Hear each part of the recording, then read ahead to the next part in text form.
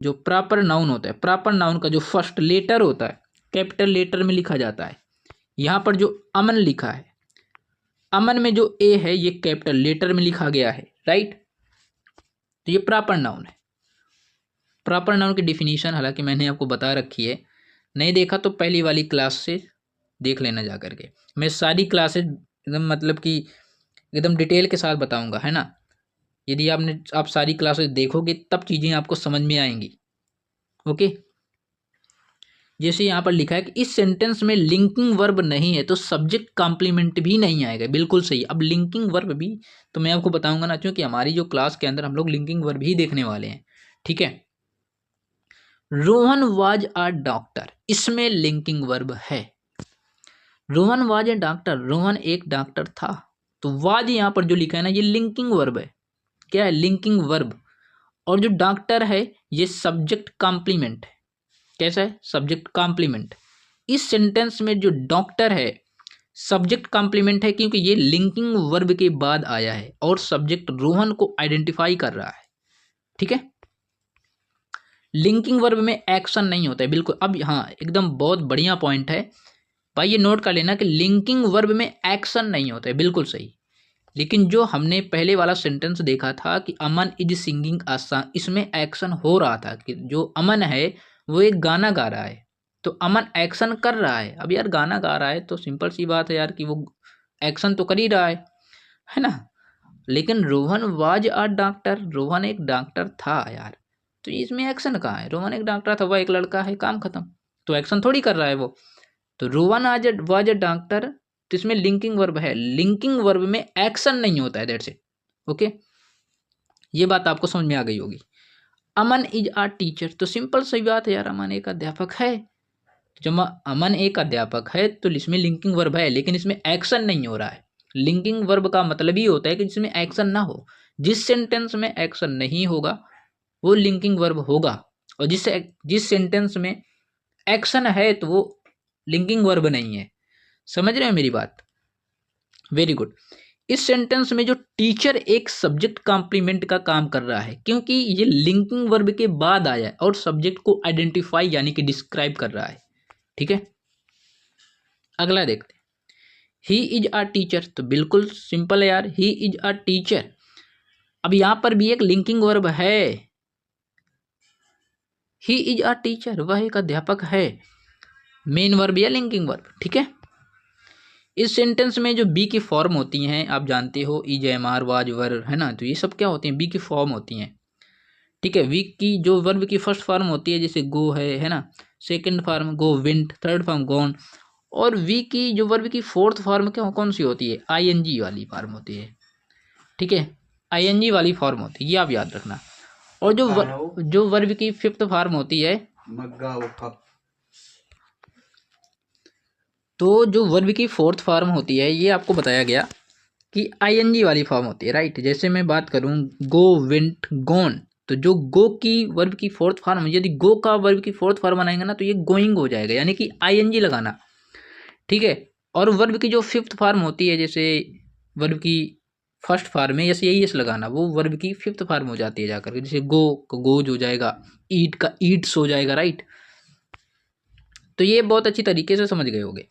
Verb का जो verb की फर्स्ट फॉर्म को बेस फॉर्म ऑफ वर्ब भी कहते हैं। एक बात याद रखना, जो वर्ब की फर्स्ट फॉर्म होती है ना इसको हम लोग बेस फॉर्म भी बोलते हैं, वर्ब की बेस फॉर्म भी बोलते हैं।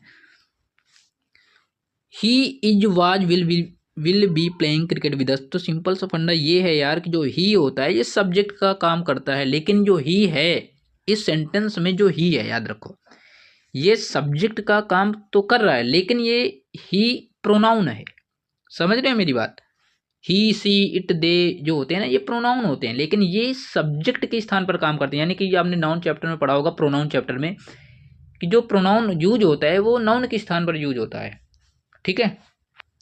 जो प्रोनाउन होता है वो नाउन के स्थान पर यूज होता है। ये प्रोनाउन के चैप्टर, एक प्रोनाउन की डिफिनेशन नहीं होती क्या? तो ये नाउन के स्थान पर ही यूज होता है प्रोनाउन, ठीक है। प्लेइंग मेन वर्ब है ये, प्लेइंग है ना। क्रिकेट ऑब्जेक्ट है, जैसे ही वाज प्लेइंग क्रिकेट, तो ही वाज प्लेइंग क्रिकेट में जो क्रिकेट है वो ऑब्जेक्ट है, नाउन है यानी कि, है ना। कैसा नाउन है? प्रॉपर नाउन है, विद प्रीपोजिशन है। अगला देखते हैं एडजेक्टिव। अब बात कर लेते हैं एडजेक्टिव क्या है। आई थिंक लिंकिंग वर्ब तो आप समझ गए होंगे कि लिंकिंग वर्ब क्या है। लिंकिंग वर्ब में एक्शन नहीं होता है, दैट्स इट, है ना। एडजेक्टिव क्या होता है? एडजेक्टिव वो होता है कि एन एडजेक्टिव जो वर्ड दैट मॉडिफाई और डिस्क्राइब अ नाउन और प्रोनाउन, यानी कि ये नाउन या प्रोनाउन को डिस्क्राइब करता है, बताता है यार कि कौन कैसा है। ये सिंपल फंडा आप ये समझो कि एडजेक्टिव का काम ही होता है किसी नाउन या प्रोनाउन को डिस्क्राइब करना। जैसे Mohan wrote a romantic letter to Shalini, ठीक है, Mohan wrote a romantic letter to Shalini. तो ये जो नाउन है ना, जो यहाँ पर सब्जेक्ट है मोहन, ये जो लेटर है वो डिस्क्राइब कर रहा है कि जो लेटर कैसा है, रोमांटिक लेटर है। तो भाई ये नाउन या प्रोनाउन को डिस्क्राइब करता है यार, है ना, कि लेटर। भाई लेटर क्या है इसमें? लेटर ऑब्जेक्ट है। Mohan wrote a romantic letter, तो लेटर क्या है? लेटर ऑब्जेक्ट है। अब मोहन, मोहन लिख रहा है ना एक पत्र, कैसा पत्र? रोमांटिक पत्र।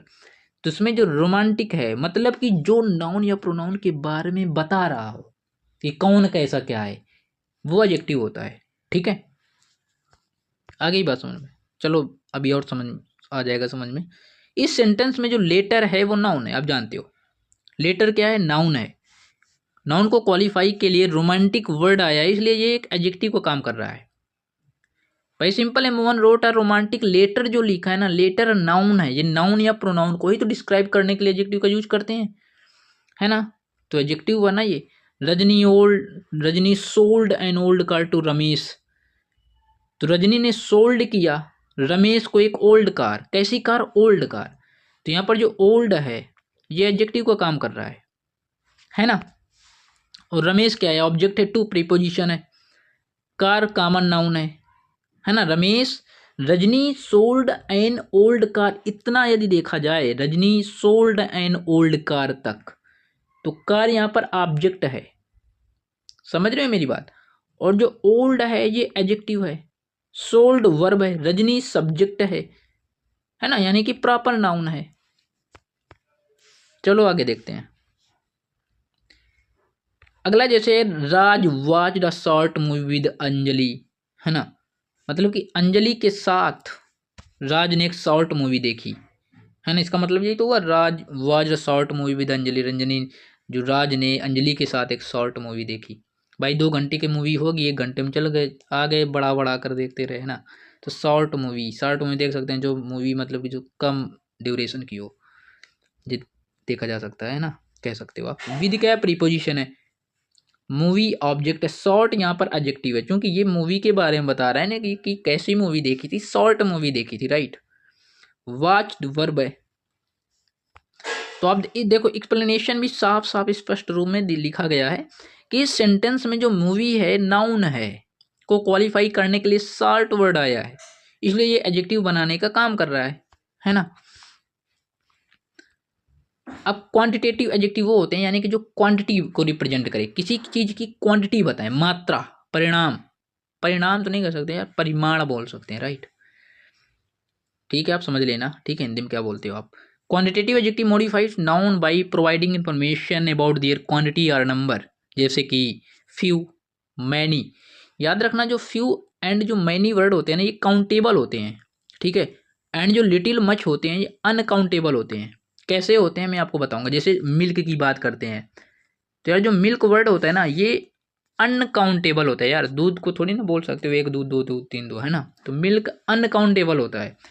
जैसे टी, चाय अनकाउंटेबल है, लेकिन यदि हम उनके कप को काउंट करते हैं ना कि 1 कप चाय चाहिए, 2 कप चाय चाहिए, हम ये थोड़ी कहते हैं कि हमें इतना चाय दे दो, नहीं, हम कप को काउंट करते हैं ना कि चाय को, है ना। तो फ्यू मैनी काउंटेबल होते हैं, लिटिल मच अनकाउंटेबल होते हैं, सम एंड ऑल जो होता है ये काउंटेबल और अनकाउंटेबल दोनों होते हैं। इनको हम लोग बहुत अच्छी तरीके से समझाएंगे, ठीक है। पसेसिव एडजेक्टिव क्या होता है? Any word that is used to describe the ownership और position of something by someone can be called a possessive adjective, यानी कि my, our, his, her, its, their, etc, ये पसेसिव एडजेक्टिव होते हैं, ठीक है भाई। अब ये डिमॉन्स्ट्रेटिव एडजेक्टिव, ये बहुत यहाँ से क्वेश्चन पूछे जाते हैं, ठीक है, एडजेक्टिव से। कि डिमॉन्स्ट्रेटिव एडजेक्टिव कौन कौन से होते हैं, जैसे कि दिस है, that, these, those, demonstrative adjective होते हैं। ठीक है। Numeral adjective, cardinals and ordinal. तो जो कॉर्डिनल एडजेक्टिव होते हैं वो 1 2 3, ठीक है, कॉर्डिनल, और आर्डिनल्स जो होते हैं फर्स्ट सेकंड थर्ड होते हैं।